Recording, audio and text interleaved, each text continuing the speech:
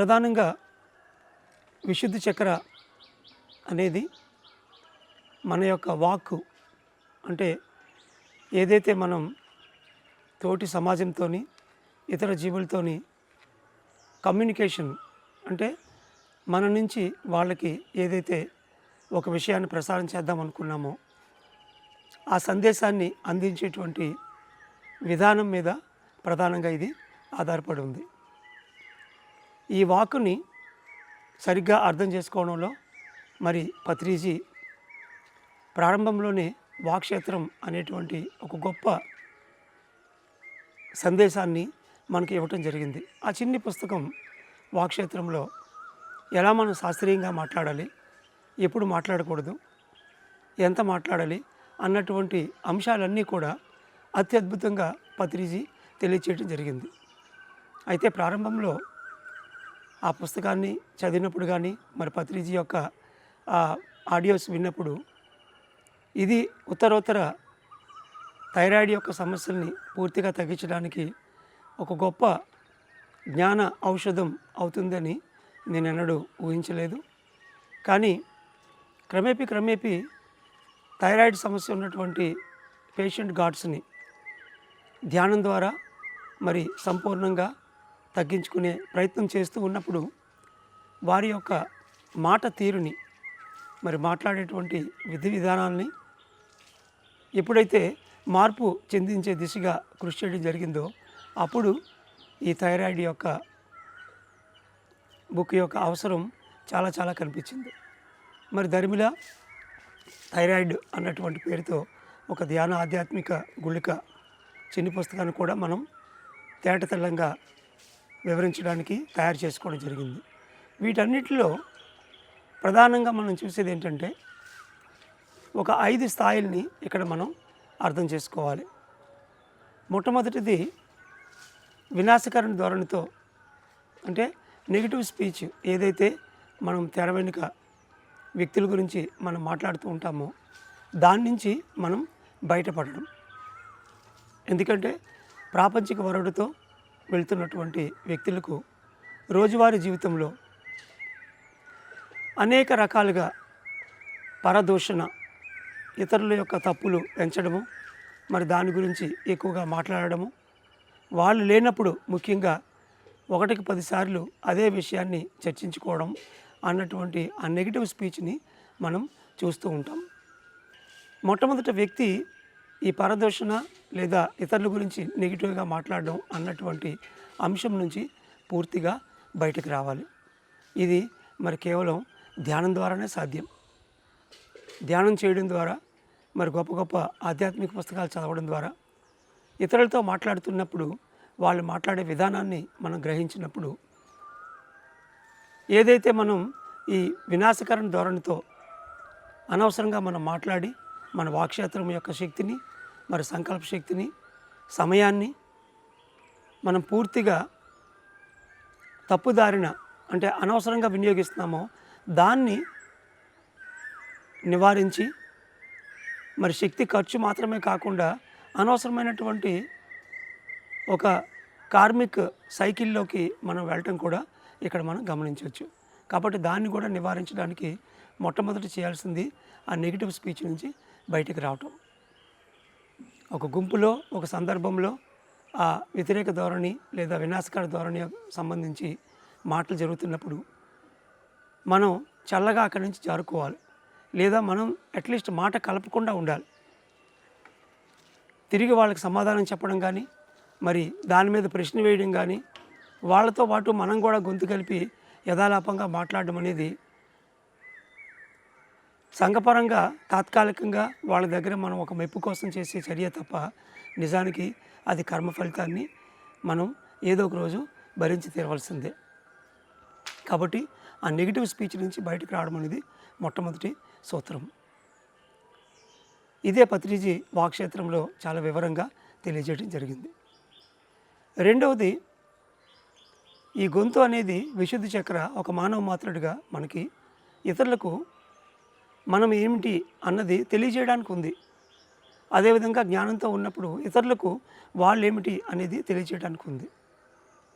ఒక సమాచారంగా మాత్రమే, ఒక కంప్లైంట్గానో జడ్జిమెంట్గానో కాకుండా ఒక సాధారణంగా ఎలాంటి భావావేశాలని దానికి కలిపి ఒక కంప్లైంట్లా కాకుండా కేవలం ఒక సమాచారంలాగా ఒక విషయాన్ని తెలియచేయటం, సరి అయిన సమయంలో సరి అయిన సమాచారం తెలియచేయటం.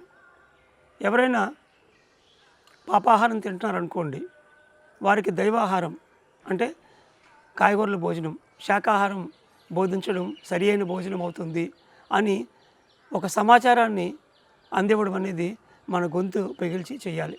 అమ్మో ఈ విషయం చెప్తే వాళ్ళు ఏమనుకుంటారు, వాళ్ళు చాలా పెద్దవాళ్ళు కదా, వాళ్ళకి మనం చెప్పేదేంటి అని ఎప్పుడైతే మనం మనలో కలిగినటువంటి ఆ భావాన్ని వ్యక్తపరచకుండా భయంతో కానీ మరి రకరకాల తాత్కాలిక భావావేశాలతో ఎప్పుడైతే మనలోనే దాచుకుంటామో ఆ ఎక్స్ప్రెషన్ క్వాలిటీ అనేది లోపించడం వల్ల ఖచ్చితంగా దాన్ని మనం ఒక కర్మ ఫలితంగా తీసుకోవాల్సి వస్తుంది. అది విశుద్ధ చక్రాన్ని ప్రధానంగా హిట్ అవుతుంది. ఎన్నో థైరాయిడ్ కేసెస్ చేసేటప్పుడు చాలామంది చిన్నప్పటి నుంచి వాళ్ళకున్న స్వభావం వల్ల కొంత మరి అవతల వాళ్ళు డామినేట్ చేయడం అన్నటువంటిది కొన్ని సందర్భాల్లో జరుగుతుంది. మరి వాళ్ళలో ఉన్నటువంటి ఒక భయం వల్ల కూడా లేదా ఒక సిగ్గు, దాంతో ఒక గ్రూపులో వాళ్ళు ఏమిటి, వాళ్ళకి ఏం కావాలి, వాళ్ళు ఏమనుకుంటున్నారు లోపల అనే దాన్ని బయటికి వ్యక్తపరచలేని పరిస్థితి ఉంటుంది. వాళ్ళు ఎప్పుడైతే వ్యక్తపరచడం అన్నటువంటి దాన్ని సునాయాసంగా ఈ ధ్యానంతో ఒక ఆత్మస్థైర్యాన్ని ఆత్మవిశ్వాసాన్ని పొందిన తర్వాత ఎప్పుడైతే వ్యక్తపరచడం మొదలు పెడతారో అతి త్వరలోనే వాళ్ళు ఆ థైరాయిడ్ యొక్క ఇబ్బంది నుంచి బయటపడి ఆ ట్యాబ్లెట్ నుంచి ఉపశమనం పొందడం జరిగింది. కాబట్టి ఇక్కడ వ్యక్తపరచడం అనేది ఒక ముఖ్యమైనటువంటి సూత్రంగా అర్థం చేసుకోవాలి. మరి దానికి ఇంకొక వైపు ఎక్కువగా మాట్లాడడం, విపరీతంగా మాట్లాడడం అనేది ఏదైతే ఉందో దాన్ని తగ్గించడానికి మౌనం అనేది ఒక ముఖ్యమైనటువంటి ఆధ్యాత్మిక గుళికగా చెప్పుకోవాలి. చిన్నప్పటి నుంచి ఒక సమూహంలో కానీ వ్యక్తులతో కానీ ఎక్కువగా మాట్లాడడం అలవాటైన వాళ్ళు వారంలో 1 రోజులు మౌనం, లేదా పౌర్ణమి 3 రోజులు మౌనం, లేదా ఒక 40 రోజులు మౌనం. మరి బ్రహ్మర్షి పత్రిజీ ప్రారంభంలో పిరమిడ్ స్పిరిచువల్ సొసైటీ మూమెంట్ ఒక స్థాయిలో అభివృద్ధి చెందినటువంటి పరిస్థితుల్లో 1 సంవత్సరం కాలం పాటు ఆయన పూర్తిగా మౌనంలో ఉండడం మరి ఎంత గొప్ప విశేషంగా మనం చెప్పుకోవాలి. మరి గొప్ప గొప్ప మహానుభావులు అందరూ కూడా మౌనంతోనే ఎంతో జయించినటువంటి విషయాన్ని మనం చూస్తాం. మరి శ్రీ రమణ మహర్షి వారి యొక్క జీవితం మొత్తం మౌనంతో కూడినటువంటి సందేశమే.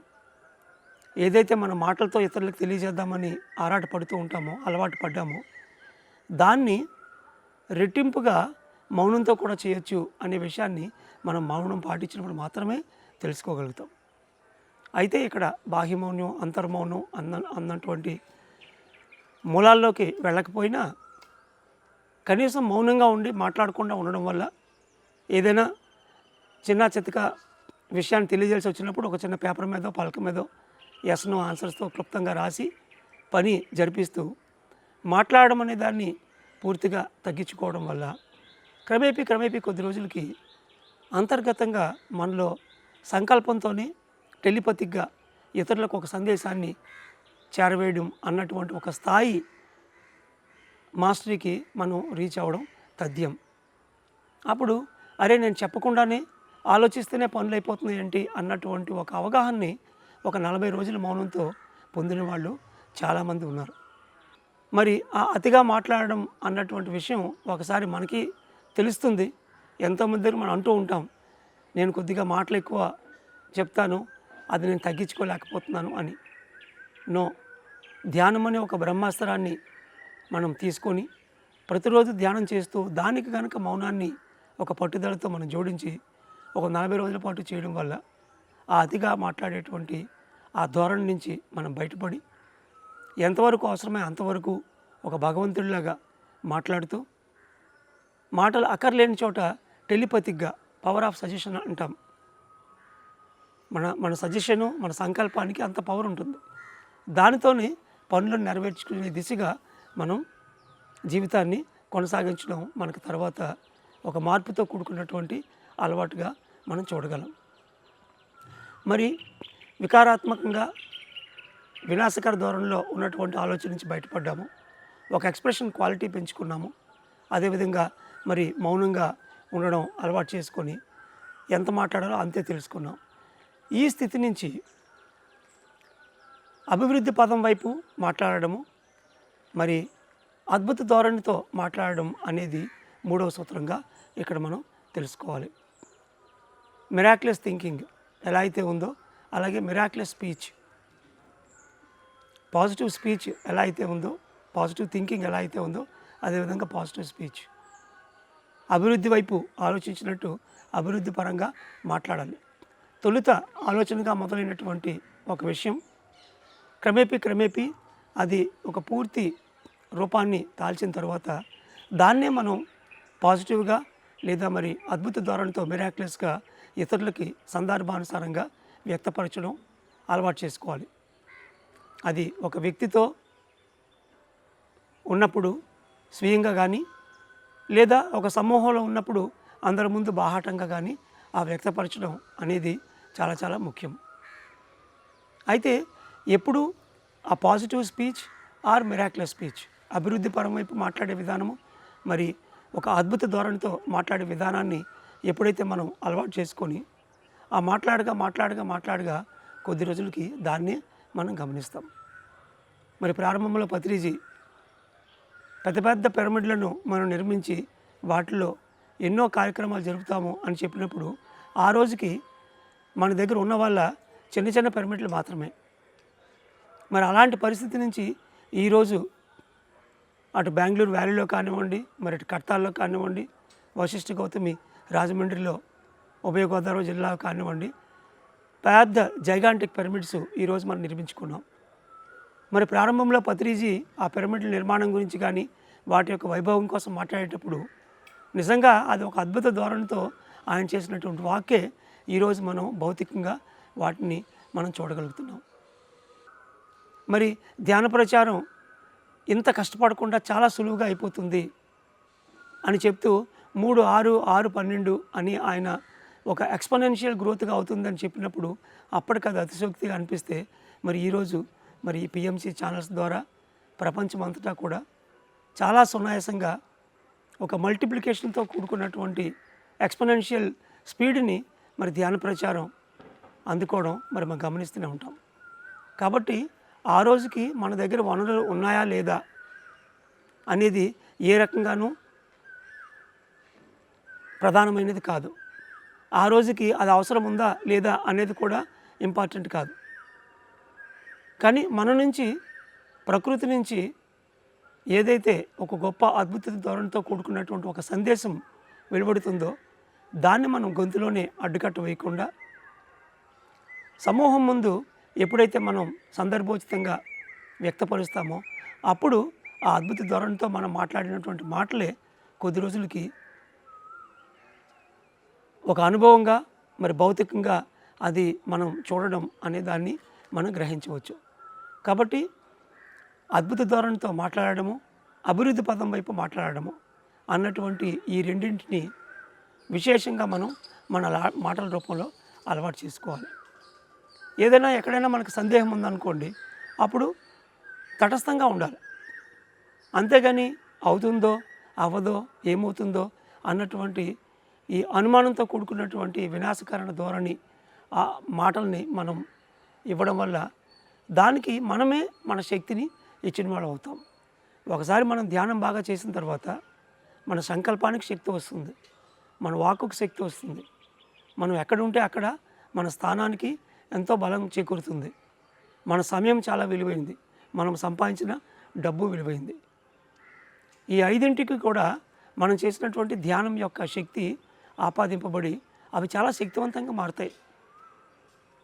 కాబట్టి అభివృద్ధి పరం వైపు మాట్లాడడము, అద్భుత ధోరణితో మాట్లాడడం అనేది ఒక మాస్టర్ యొక్క ముఖ్య లక్షణంగా పత్రిజీ చాలా స్పష్టంగా మరి ఆ వాక్క్షేత్రం బుక్లో తెలియచేయడం జరిగింది.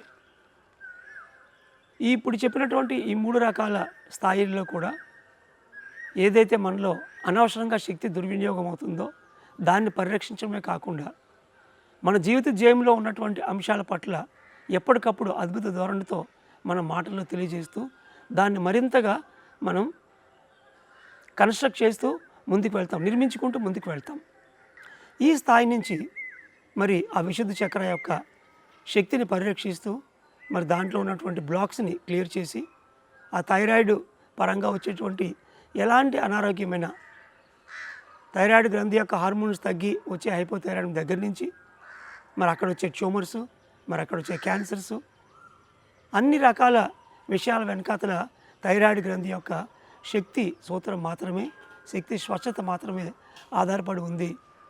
అక్కడ ఏదైతే ఒక బ్లాక్ ఏర్పడుతుందో దాన్ని నిర్మూలించడమే ప్రధానమైనటువంటి ఆరోగ్య సూత్రంగా మనం అర్థం చేసుకున్నప్పుడు మరొక 2 ప్రధానమైన విషయాలు, అది 4వది వాక్ ద్వారా సత్కర్మ. ఇప్పుడున్నటువంటి ప్రపంచంలో సమాజం మొత్తం ధ్యానం గురించి మరి ఆత్మవిజ్ఞానం గురించి ఎంతో ఎదురు చూస్తూ ఉంది. ప్రతి ఒక్క వ్యక్తి వారి వారి బాధ్యతగా వాళ్ళు నేర్చుకున్నటువంటి ధ్యానాన్ని, వాళ్ళు పొందినటువంటి జ్ఞానాన్ని, వాళ్ళు పొందినటువంటి దివ్యమైన ధ్యాన అనుభవాల్ని సజ్జన సాంగత్యం రూపేణ ఇతరులకు ఎప్పటికప్పుడు తెలియజేస్తూ వాళ్ళు పొందినటువంటి జ్ఞానాన్ని ధ్యాన తరగతులుగా నిర్వహించడం అనేది ఈ వాక్ ద్వారా సత్కర్మ అన్నటువంటి ఒక గొప్ప విషయంగా మనం అర్థం చేసుకోవాలి. పత్రిజీ మనకి 2 ఇచ్చారు, ధ్యానము, ధ్యాన ప్రచారము. ధ్యానం తొలిమెట్టు అయితే ధ్యాన ప్రచారం మలిమెట్టు, ఉన్నవి 2. మరి ధ్యాన ప్రచారమే వాక్ ద్వారా సత్కర్మ. ఎందుకంటే మనం ఒక 50 సంవత్సరాలు వెనక్కి వెళ్ళినప్పుడు స్వాతంత్రం కోసం జరుగుతున్నటువంటి పోరాటాల్లో అనేక దేశాల్లో జరిగింది. మరి ఆ పోరాట సమయంలో మనం ఉన్నాం అనుకోండి, తెల్లవారు లేచింది మొదలు ఏ రకంగా మనం ఆ పోరాటంలో మన వంతుగా మనం భాగస్వాములు కాగలము. ఎందుకంటే స్వేచ్ఛ లేకుండా జీవితం యొక్క విలువే లేదు, స్వేచ్ఛ ప్రధానం. ఈరోజు మనం అనిపిస్తున్నటువంటి స్వేచ్ఛ ఏదైతే ఉందో అది అప్పుడున్నటువంటి స్వాతంత్ర సమరయోధుల యొక్క గొప్ప పోరాటంగా మనం అర్థం చేసుకోవాలి. అలాగే ఈరోజు మనం చేస్తున్నటువంటి ఈ ధ్యాన పోరాటము లేదా ఆధ్యాత్మిక పోరాటము కొన్ని వందల వేల ఆధ్యాత్మిక సంస్థలు ఎంతో కృషి చేస్తున్నాయి. మరి పిరమిడ్ స్పిరిచువల్ సొసైటీ మూమెంట్ నుంచి మనం చేస్తున్నటువంటి ఆ కృషిలో భాగంగా మనం ఏదైతే ఒక గొప్ప ధ్యాన ప్రచారాన్ని మన వంతు బాధ్యతగా, ఒక ఆనందంగా, ఒక ఆధ్యాత్మిక శాస్త్ర సేవగా మనం చేయవలసి ఉందో దాన్ని మనం నెరవేరుస్తూ ఉన్నప్పుడు మరి దాని ద్వారా కూడా ఈ గొంతుని సద్వినియోగం చేసుకొని మనం వాక్కుని సరిచేసుకుంటూ ఏదైతే మనం చెప్తున్నామో ఆ చెప్పగా దాన్ని మన ఆచరణలోకి తెచ్చుకోవడం అనేది మనకు తెలియకుండానే జరుగుతుంది. రిచర్డ్ బ్యాక్ మహానుభావుడు అద్భుతంగా ఇల్యూజన్స్ బుక్లో తెలియచేయడం జరిగింది. What you speak that you will learn most అన్నాడు. ఏదైతే మనం ఇతరులకు చెప్తూ ఉంటామో దాన్ని మనం విశేషంగా నేర్చుకుంటూ ఉంటామట. ఏదైతే మనం నేర్చుకోవాలో దాన్నే మనం చెప్తూ ఉంటాం. కాబట్టి మనకు తెలిసినటువంటి జ్ఞానాన్ని విరివిగా ఇతరులకి పంచుతూ ఉన్నప్పుడు ఆ వాక్ ద్వారా జరిగేటువంటి సత్కర్మ నుంచి మనం ఎంతో నేర్చుకోవడం జరుగుతుంది.